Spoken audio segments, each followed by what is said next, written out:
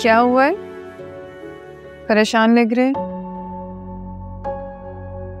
नहीं कुछ नहीं, बस वो सर में थोड़ा सा दर्द हो रहा है।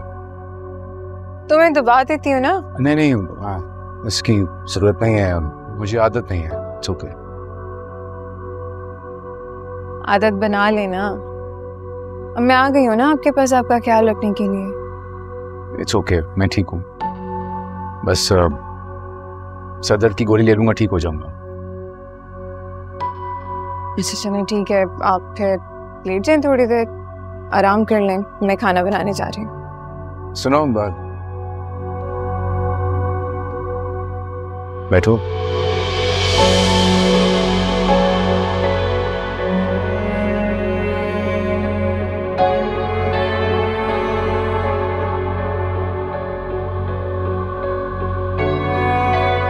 तुमसे एक बात पूछनी मुझे, लेकिन तुम वादा करो तुम बुरा नहीं मनाओगी। क्या हो गया वहां आज? आप पूछे, मैंने पहले कभी आपकी किसी बात का बुरा मनाया? तुम्हें पूरा यकीन है कि तुमने सारा को उसी लड़के के साथ देखा रेस्टोरेंट में?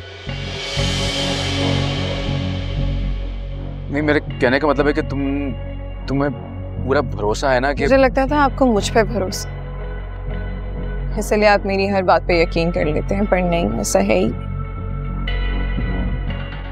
दुरिया, तुम मुझे गलत समझ रही हो। गलत ही समझ रही थी।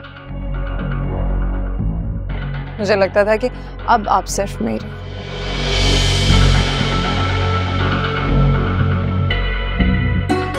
पर नहीं, सारा तो आज भी हमारे रिश्ते में, बल्कि रिश्ते में नहीं, वो तो आपके दिलो दिमाग में भी है। दुरिया, खैर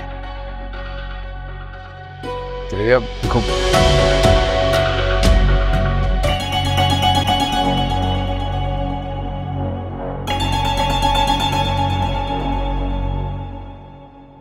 हमीदा, हमीदा बाहर आओ ना जरा। चुपके क्यों बैठी हो? बुज़दिलों की तरह अपनी लड़की को कर दिया मेरे आगे। बाहर आओ, आके बात करो मुझसे। अम्मी को क्यों बीच में लेकर आ रही है आप? अम्मी वैसे ही बहुत परेशान है। क्या हुआ है? सारा क्या हुआ है? मुझसे क्या पूछ रहे हो? मुझसे पूछो ना। मुझ पे हाथ उठाया है उसने, इस बात को मैं भूलूंगी नहीं। बस करे पप्पो, और कितने झूठ बोलेंगी आप? हाथ आपने उठाया, मैंने तो आपको बस रोका है।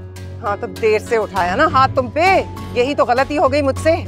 उसी वक्त थप्पड़ मारा होता ना जब बाप का नाम रोशन करी थी, तो आज ये नौबत ना आती। मेरे बाप का नाम नहीं पप्पो, अब मैं किसी भी मामले में अपने बाप का जिक्र नहीं सुनूंगी, और इस बात की इजाजत मैं आपको नहीं दूंगी। सारा चुप हो जाओ, कब तक ऐसे लड़ती रहोगी तुम? आपको मेरी हर बात लड़ाई क्यों लगती है अम्मी? क्या मैं अपने हक की भी बात नहीं कर सकती? इन्होंने आपके मुंह पे थप्पड़ मारा है और मैं कुछ भी ना कहूं। अरे चुप रहो बस, बस किए चली जा रही हो। तुम जैसी लड़कियों का ना, जिनके दीदों का पानी मर गया होता है, मैं बहुत अच्छी तरह से जानती हूँ, और तुम्हारी जैसी आवारा और बदमाश लड़कियों से निपटना भी जानती हूँ मैं। बस कर दे आप, बस कर दे आप। अंदर चलो तुम, अंदर चलो। क्या कहेंगे मोहल्ले वाले?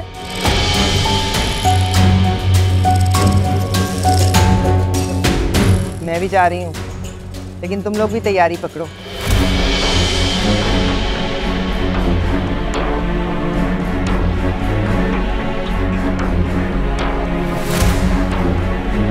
अब मेरा तुमसे और तुम्हारी बेटी से कोई ताल्लुक नहीं रहा। जो मर्जी आए करो तुम माँ बेटी, मेरी जूती को परवाह नहीं है।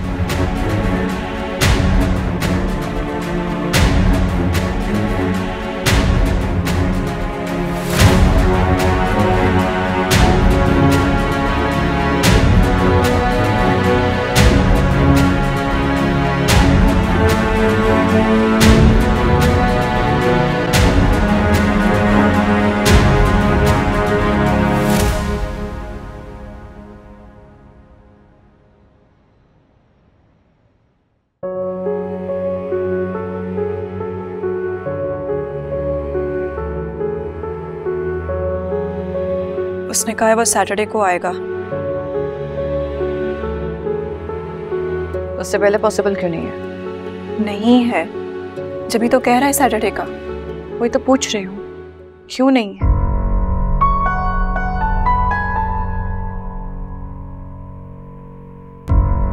आखिर ऐसी कौन सी मसरूफियात है उसकी 3-4 दिनों में?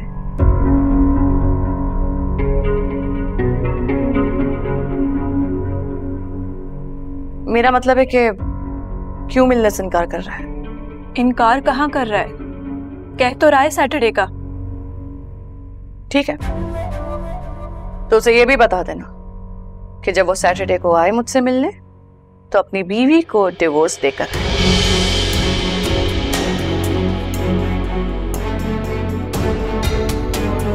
और मुझे यकीन दिलाने के लिए डिवोर्स पेपर भी साथ लेकर आए, क्योंकि मुझे उसके ऊपर कतई यकीन नहीं है और ये बात तुम भी जानती हो। लेकिन नीना, ऐसी तो कोई बात नहीं हुई मेरी उससे। क्यों? क्या मतलब है? वो अपनी बीवी को डिवोर्स नहीं देगा? मैं तुम्हें खोना नहीं चाहती, किसी भी कीमत में मैं तुम्हें नहीं खोना चाहती। ऐसी बातें तो मत करो,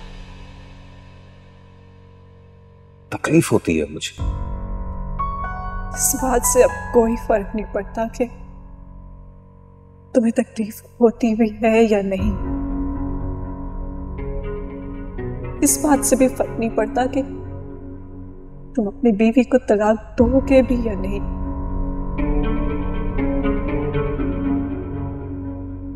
मैं तुम्हारी दूसरी बीवी बनने के लिए भी तैयार हूं।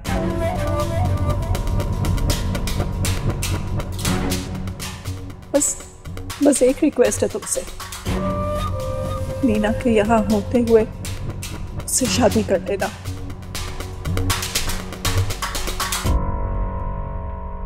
मैं उसकी नजरों में अपने लिए हकारत नहीं देख सकती। बहुत इंसल्ट करती है वो मेरी।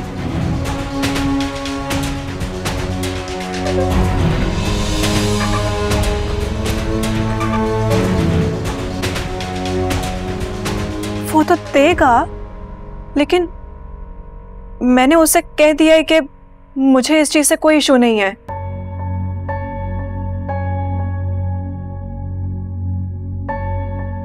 मैंने बोल दिया है कि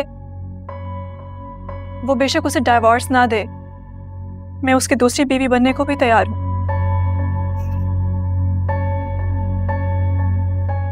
वो अपनी बीवी को नहीं छोड़ेगा शीना।